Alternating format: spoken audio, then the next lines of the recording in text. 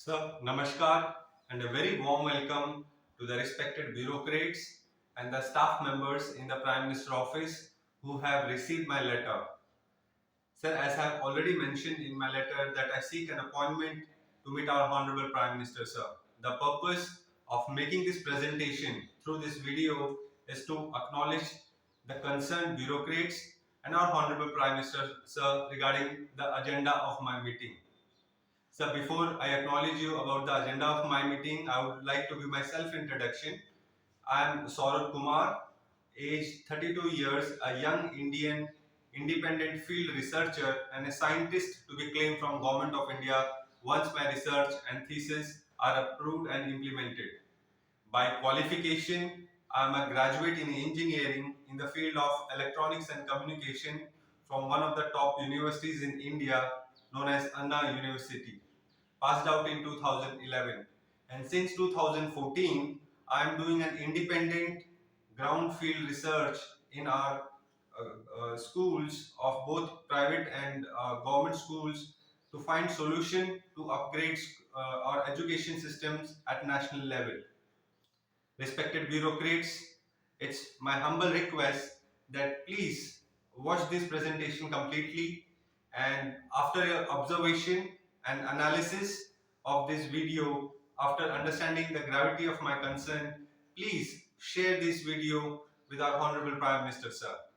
And henceforth, assuming that this video shall be shown to our Honorable Prime Minister, sir, I am directly addressing our Honorable Prime Minister, sir, for this presentation.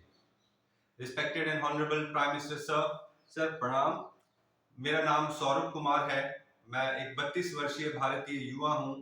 जो देश सेवा की भावना से प्रेरित होकर पिछले 9 सालों से हमारे इंडियन एजुकेशन सिस्टम पे at private schools and government schools पे रिसर्च कर रहा हूं to find solutions to upgrade the quality of education. Respected sir, मेरा विजन है to bring Shiksha Kranti, education revolution in India as per the vision of our Honorable Prime Minister, sir. My mission is to upgrade Indian private schools and government schools as per National Education Policy 2020 till the level of a super school model. Respected sir and respected bureaucrats, I completely understand that this, as per my vision, I have to approach and submit my project to education, Central Education Ministry. But sir, it is very important for me to acknowledge our Honorable Prime Minister, sir, regarding this whole project, because this whole project has been developed and designed assuming the interest, the perspectives and the vision of our Honorable Prime Minister, sir, for the sake of Honorable Prime Minister, sir, for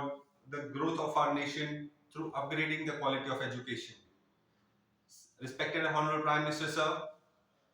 मैंने मेरी पूरी research आपके सेवक के रूप में conduct की है कि आप किस प्रकार हमारे देश में विकास देखना चाहते हैं। एंड सर, ये अज्यूम करना कि मानो आपने मुझे ये प्रोजेक्ट दिया है ग्राउंड लेवल पे रिसर्च करने का, ये बहुत आवश्यक था मेरी रिसर्च के लिए, क्योंकि मैं सर एक normal average middle class family से बिलोंग करता हूँ, जहाँ पे हर माँ बाप के सपने होते हैं अपने बच्चे के भविष्य को लेके, जहाँ पे हर युवा को अपना कैरियर सेटल एस्टैब्लिश करना होता है और अपने फ्यूचर सिक्योरिटीज के लिए भाग दौड़ करनी होती है। एंड सर, इन्हीं सपनों को देखते हुए मैंने भी मेरी ग्रेजुएशन कॉमन एंट्रेंस एग्जाम्स के माध्यम से मैंने मेरा दाखिला लिया ग्रेजुएशन में one of the top universities. But after my final year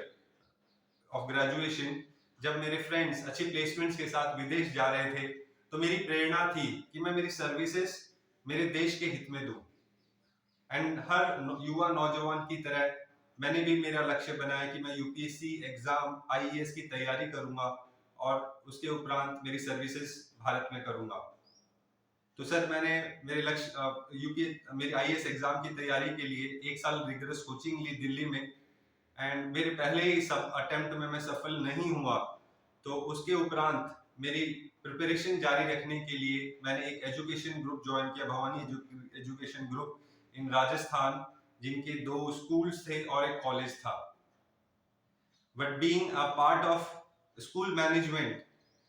I realized कि हमारा स्कूल का सिस्टम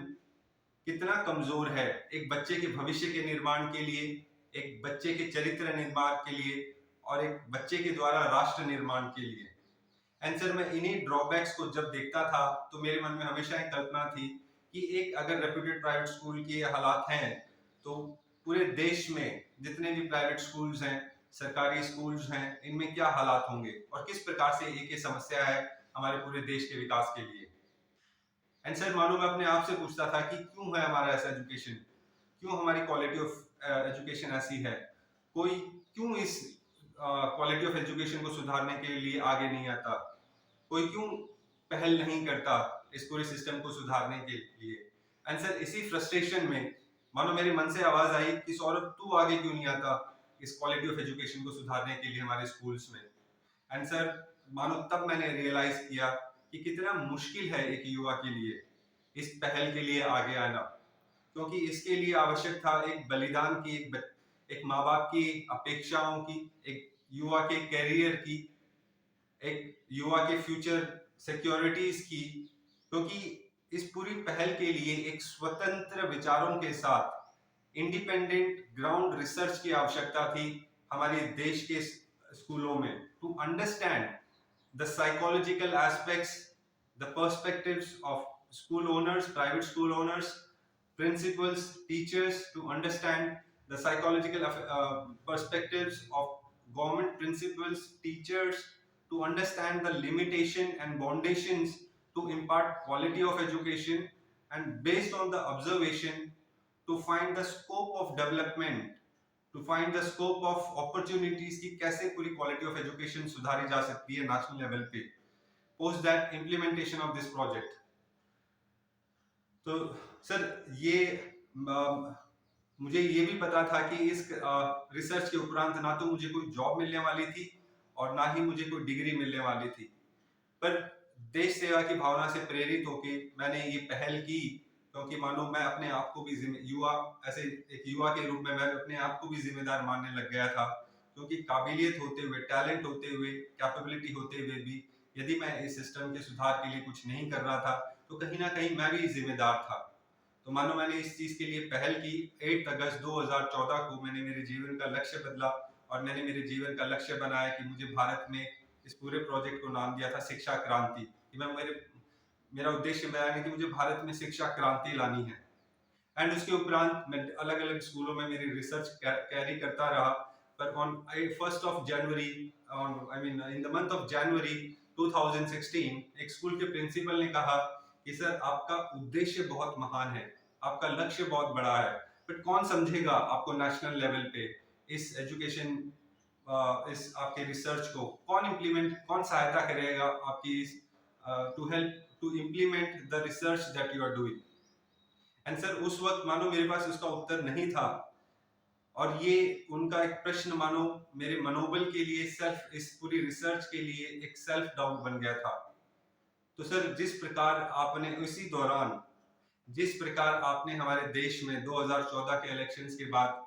एक प्रधानमंत्री की नई पहचान बनाई थी, जिस प्रकार आपने हम सभी भारतवासियों में एक नया आत्मविश्वास जागृत किया था,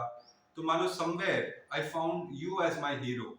sir, you became my role model, कि मानो आप मुझे अवश्य समझेंगे, आप जरूर मेरी हेल्प करेंगे इस प्रोजेक्ट को इम्प्लीमेंट करने में, यदि इस प्रोजेक्ट में मैं सफल होता हूं और वाकई में इस प्रोजेक्ट में हमारे देश के हित के लिए कुछ फायदेमंद है। तो सर, इस प्रकार मेरा उद्देश्य, मेरा विजन बना टू ब्रिंग शिक्षा क्रांति, education revolution in India as per the vision of our honourable prime minister sir. Sir, क्या है शिक्षा क्रांति, क्यों जरूरी है शिक्षा क्रांति हमारे देश के लिए, ये एक इंपॉर्टेंट पहलू है। सर, शिक्षा क्रांति यदि मैं आपके पर्सपेक्टिव से बताऊं तो शिक्षा क्रांति एक अभियान है, एक योजना है, या कहिए एक ब्लूप्रिंट है आपके द्वारा, प्रधानमंत्री जी के द्वारा पूरे देश के विकास के लिए, कि किस प्रकार इस ब्लूप्रिंट के तहत हमारा देश शिक्षा में सुधार करके आगे आने वाले विश्व में किस प्रकार हमारा देश प्रोग्रेस करेगा, किस प्रकार आने वाले भविष्य में हमारा देश विकास करेगा। तो शिक्षा क्रांति का मूल उद्देश्य है कि जितने भी हमारे देश में गवर्नमेंट स्कूल्स हैं उनको कैसे अपग्रेड किया जाए as per national education policy without any additional budget, without any additional expenditure, or without any additional funds by the central education ministry or state education ministry. And sir इसीलिए जरूरी है कि इस प्रोजेक्ट, इस क्रांति के माध्यम से इस प्रोजेक्ट की उद्देश्य हमारे सभी भारतवासियों तक पहुंचाया जाए, ताकि वो देश सेवा की भावना से अपना योगदान करे इस क्रांति में। एंड सर ये पॉसिबल है यदि सोचिए कि जिस प्रकार हमारे देश में जिस प्रकार हमारे देश के सफल नागरिक हैं देश में और विदेश में, यदि उन्हें मौका मिले कि वो अपने गांव की, अपनी मातृभूमि की जो सरकारी स्कूल हैं उनके गांव में या उनकी पंचायत में, उसको वो अडॉप्ट कर सके या उनको स्पॉन्सर कर सके to upgrade them as per the national education policy. तो सोचिए सर किस प्रकार हमारे देश की सरकारी स्कूलों में क्वालिटी ऑफ एजुकेशन सुधरेगी और किस प्रकार हमारे देश के जो सरकारी स्कूल के बच्चे हैं उनमें परिवर्तन आएगा। सर इस शिक्षा क्रांति का दूसरा उद्देश्य है कि जितने भी हमारे देश में प्राइवेट स्कूल्स हैं, जिन प्राइवेट स्कूल ओनर्स के लिए एजुकेशन महज बिजनेस बन गया है, किस प्रकार उनमें क्वालिटी ऑफ एजुकेशन सुधारी जाए, किस प्रकार उनको नेशनल एजुकेशन पॉलिसी के तहत उनकी स्कूल्स को अपग्रेड किया जाए। Because out of my research I found that there are schools in India जिनके लिए improvement of quality of education has just उनके लिए महज औपचारिकता बन गई है। रिस्पेक्टेड सर, इस क्रांति का तीसरा इंपॉर्टेंट उद्देश्य ये है कि कैसे हमारे देश में रिसोर्सेज की यूटिलिटी बढ़ाई जाए और कैसे हमारे देश के हर युवा को, हर बच्चे को आने वाले भविष्य में रिसोर्स मैनेजमेंट में निपुण किया जाए। ये बहुत आवश्यक है हमारे देश के विकास के लिए, क्योंकि सर आने वाले वक्त में जरूर, आने वाले भविष्य में एक चुनौती आएगी हर देश, हर ओवर पॉपुलेटेड कंट्री के लिए, जिसे हम कह सकते हैं gap between the demand and supply of natural resources, demands of supply of resources for the survival of human beings. यदि सर इसे हम समझें तो जिस प्रकार हमारे देश में पॉपुलेशन बढ़ रही है उसी प्रकार हमारे देश के रिसोर्सेज की डिमांड बढ़ रही है, बट अनफॉर्चुनेटली इसी तीव्रता से जो रिसोर्सेज हैं वो हमारे देश के घट रहे हैं। तो ऑब्वियसली एक ऐसा वक्त आएगा जहां पे ह्यूज गैप क्रिएट होगा for the requirements of the resources for the survival of human beings. And अवश्य सर इस चीज को यदि गहराई से देखें तो किस प्रकार इंसान अपने आप को